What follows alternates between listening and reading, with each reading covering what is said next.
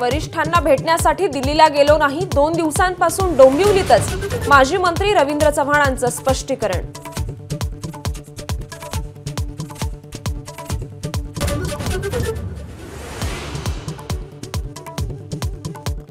एकनाथ शिंदेंच्या आजारपणावर संजय राऊतांची खोचक टीका। शिंदे गंभीर आजारी, त्यांना डॉक्टरांची गरज की मांत्रिकाची, राऊतांचा सवाल।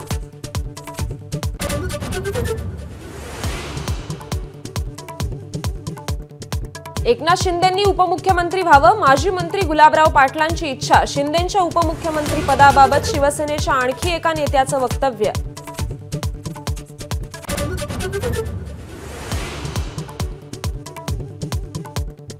बारामतीमधील पराभवानंतर योगेंद्र पवारांचा मतमोजणी पडताळणीसाठी अर्ज। ईव्हीएम मतमोजणीवर यापूर्वीच 22 पराभूतांचा आक्षेप।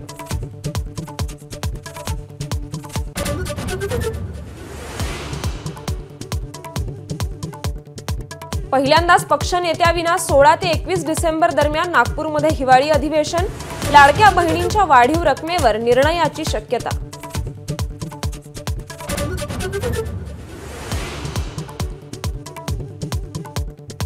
दररोज 15 कोटींचा तोटा सोसणाऱ्या एसटी कडून सरकारला भाडेवाढीचा प्रस्ताव। तिकिटात 18% वाढ करण्याची मागणी।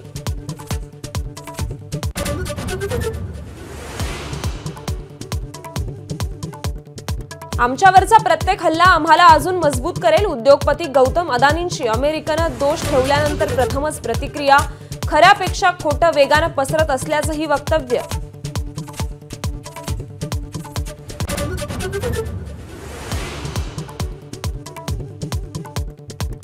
लातूरमध्ये साखरपुड्याच्या कार्यक्रमात 30 तोळ्यांच्या सोन्याच्या दागिन्यांवर चोरट्याचा डल्ला। घटना सीसीटीव्ही कॅमेऱ्यात कैद।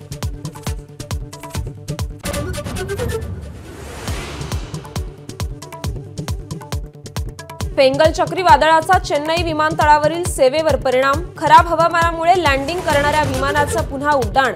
पायलटच्या सतर्कतेमुळे टळला अपघात।